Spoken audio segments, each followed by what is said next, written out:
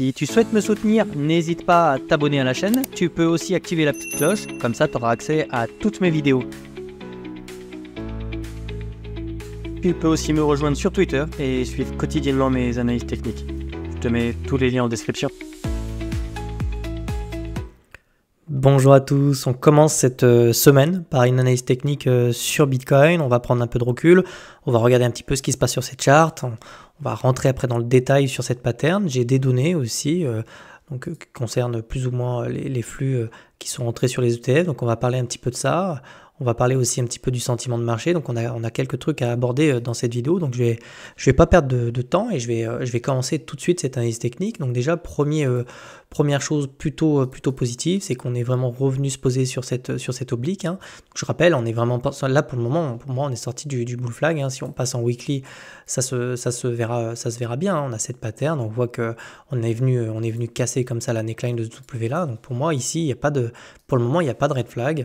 On a vraiment de la marge si on veut revenir ici chercher des zones de surachat. C'est pareil ici, on repasse positif sur MACD. Donc franchement, on va pas commencer à être baissier alors qu'on est tout proche de notre ATH. La seule ombre au tableau, c'est les élections américaines. On sent que le marché il est un petit peu en pause comme ça. Il attend vraiment le résultat. À mon avis, c'est pour ça que tous les indices sont en ATH et qu'on commence comme ça à marquer le pas. Et c'est pareil sur Bitcoin. Mais en soi, cette structure-là est boule. Donc on va pas... c'est toujours le cas. Je vais pas changer d'avis. On est vraiment venu faire un joli pullback. Donc jusqu'à preuve du contraire, c'est-à-dire jusqu'à ce qu'on casse des niveaux importants. Cette structure est toujours boule. Pour l'instant, c'est vraiment très très beau. Donc pour que ce soit inquiétant, il faudrait déjà qu'on repasse sous cette oblique. D'accord ? Il faudrait ensuite qu'on vienne chercher les 38,2 de tout ce mouvement-là, donc ça voudrait dire un retour sur les 63 000. Il faudrait qu'on casse les 63 000 en cassant en fait la trend qui est ici. Donc sur ces niveaux-là, franchement, et c'est seulement à ce moment-là que je pourrais te dire, bon, mais pour le moment, il n'y a rien de tout ça, on est au-dessus de l'oblique, on s'est posé dessus, le pullback c'était un scénario qu'on a vu ensemble. Donc maintenant, moi je m'attends vraiment à une extraction par le haut de cette pattern-là, en imaginant que les élections présidentielles pourraient éventuellement permettre à Trump d'être élu, ce qui permettrait probablement de casser cette structure, parce que Trump étant plutôt favorable au climat des cryptos, je pense que ça pourrait jouer sur la cassure de cette structure. Maintenant, on va attendre les résultats des présidentielles. Personne ne sait ce qui va se passer. Il faut toujours être prudent sur ce genre de data. D'accord ? Maintenant, on va rentrer un petit peu dans le détail et on va regarder ce qui va se passer au sein de cette structure. Donc, il y a des choses très intéressantes qui se mettent en place, franchement. Donc là, hop. Donc déjà, on avait un petit triangle. Donc, on va virer l'oblique ici. Je vais te montrer tout ça. On a ce petit triangle-là. On le voit bien. D'ailleurs, je pense que... Alors il y a plusieurs écoles, soit tu peux prendre les mèches, auquel cas on peut se faire rejeter ici, soit tu viens plutôt prendre les corps de chandelle, d'accord, et auquel cas on a déjà cassé ce triangle, d'accord. Là je vais prendre les mèches, pourquoi ? Parce qu'on voit qu'on a quand même des belles mèches qui se situent là, et on a exactement la même chose en bas, donc on va vraiment prendre, cette pattern me semble plutôt cohérente si tu veux, on voit bien qu'on est venu chercher les deux bornes. Pour le moment on travaille toujours le haut de cette structure là, donc franchement, tu vois qu'on essaie quand même de pousser. En général, sur ce type de structure, ça se fait sous forme de M-top. On revient chercher, tu vois, la ligne de coup pour vraiment la casser. C'est absolument pas ce qu'on a. Pour le moment, on est vraiment en train d'essayer de construire un range. C'est clairement ça. Si on commence à tracer un petit peu tous les niveaux qu'on a là, on va dupliquer ça. On est vraiment maintenant dans une espèce de petit canal là où on va venir chercher le haut et le bas. Alors là c'est pareil, Hop, on va prendre ce point-là et ce point-là. Et là c'est pareil, on a une touche, deux touches, trois touches, donc ça me paraît pas mal. Donc c'est pareil, tu vois qu'ici on est vraiment sur une énorme, finalement on est sur une énorme résistance. Tu vois, donc ça peut vraiment nous donner l'information. Tu vois, j'aime bien en fait quand je fais l'analyse technique, essayer de trouver le maximum d'informations, de data comme ça qui me donne des points de convergence. Et là tu vois, j'ai cette ligne-là qui sert de résistance. J'ai également cette traîne qui me sort de résistance, donc il y a 2 points ici. Donc je pense que ça peut être un point de rejet. Donc si on vient casser en fait ces 2 droites ici, c'est vrai qu'on pourrait avoir une accélération comme ça. D'accord ? Pour le moment, on est plutôt dans une phase d'attente, de pause, donc peut-être qu'on va casser, je sais pas, on le verra bien. Je pense qu'on est à 9 jours maintenant, 8 jours des élections présidentielles. Donc c'est vraiment tout proche. Donc on va vraiment surveiller ce qui va se passer sur le haut de cette énorme structure, puisqu'on est quand même à quelques pourcents du top sur Bitcoin. On s'en rend pas compte, mais personne n'en parle. Personne n'en parle, alors que moi, quand je regarde mes datas ici, donc ça c'est le net flow. Tu as l'inflow, tu sais, tu as l'outflow. Donc l'inflow c'est ce qui rentre, l'outflow c'est ce qui sort. Le net flow c'est l'addition des deux, forcément. Donc ici tu vois qu'on a eu sur les dernières journées des inflows qui étaient vraiment massifs en fait. Ça se compte en milliards ici. Donc bon, on est sur un ATH, tu sais, il y a un vieux dicton qu'on m'avait dit à l'époque, quand tu es proche d'un ATH, tu achètes l'ATH. Alors qu'en général, on te dit non, mais t'achètes pas un ATH. Quand tu viens casser l'ancien ATH, attends, je vais te montrer ça, pour mettre en perspective, parce que tu vas te dire, attends, qu'est-ce qu'il me raconte là?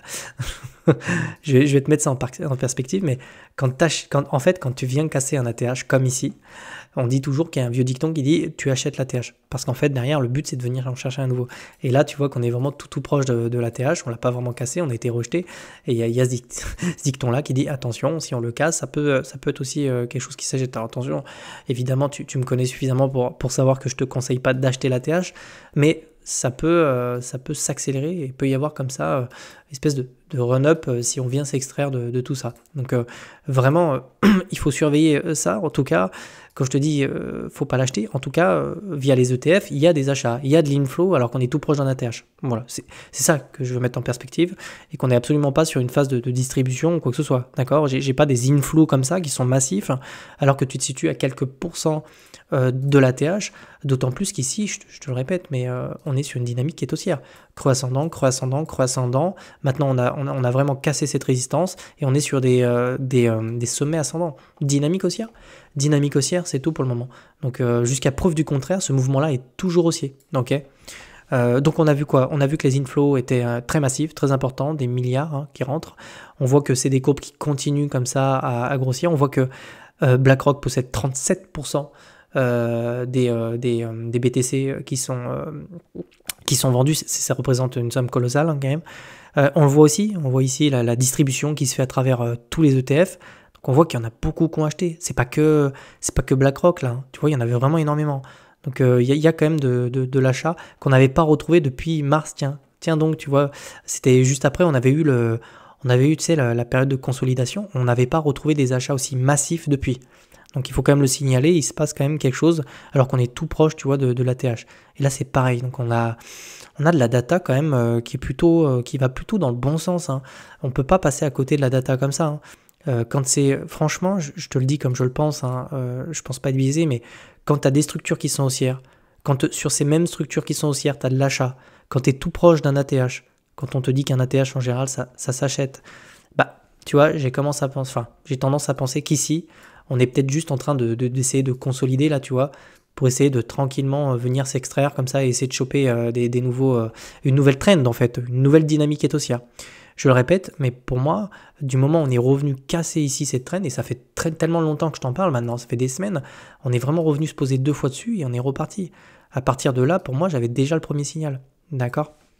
Donc trend haussière, plutôt optimiste sur Bitcoin, plutôt optimiste quand je vois la tête de certaines altes. Je souligne, j'en ai déjà parlé, on refera le tour cette semaine sur tout ça. J'ai des altes qui commencent à me montrer des trucs qui sont très sympas. Ça ressemble vraiment à un pré-départ, tu vois ce que je veux dire. Donc vraiment, faut surveiller ça. Mais à mon avis, le catalyseur ici, c'est les élections présidentielles. Maintenant, on peut vite fait jeter un œil à souligner que Grayscale ne vend plus. Tu vois, ici, ils nous ont mis un top. Là, ils ne vendent plus. Ok, donc on a quand même cette information. C'est que des gens, ils possèdent plus que 250 000, un peu même moins, autour des 200 000 BTC, alors qu'ils en avaient quasiment 550 000.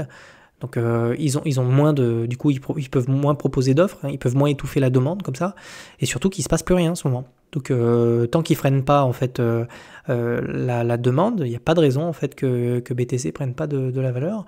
Et sur le sentiment de marché, c'est pareil, on reste sur des fundings qui sont relativement maîtrisés, je dirais. On n'est pas dans des excès comme on a pu les trouver post-TF ici et limite sur la TH ici. Tu vois qu'on était venu chercher des fundings qui étaient très très élevés, donc décorrélation entre le prix perpétuel et le prix spot, ça je l'ai déjà dit dans le live dernier.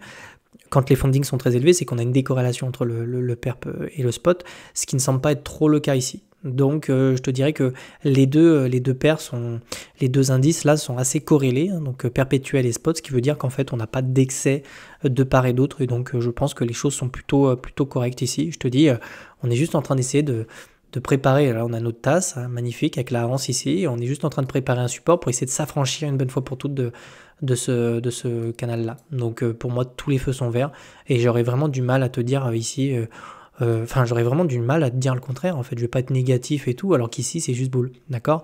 Maintenant, on va surveiller ici. Si on commence à revenir casser les structures qui sont ici et qu'on commence à avoir des ventes massives, ouais, je vais te dire, ok, c'est bizarre.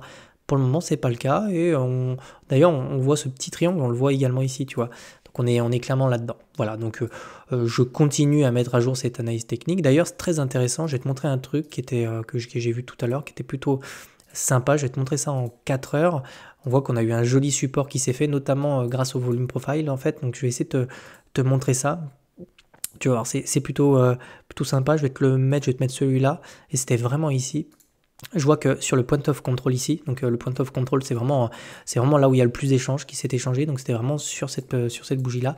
On voit vraiment que hop, ça a vraiment servi ici de support et de résistance. Support ici sur ce volume échangé, on l'a cassé. On est revenu servir de cette droite ici comme résistance. On est passé par-dessus. Ici, quand on a cassé, on est revenu chercher le niveau d'excès. Hop, de nouveau une résistance. On s'est servi ça comme support, breakout. Le point of control, moi je m'en sers de temps en temps, est un indicateur. C'est le volume profile qui te permet comme ça d'avoir des volumes échangés.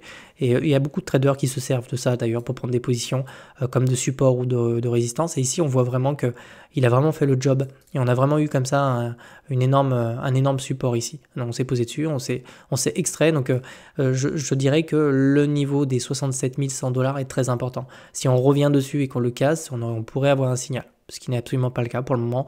On s'en sert comme support, donc on est plutôt haussier, même sur des petites unités de temps en 4 heures. Je te souhaite de passer, alors j'espère que tu aimes bien les petits tips comme ça, je pourrais t'en parler plus si tu veux.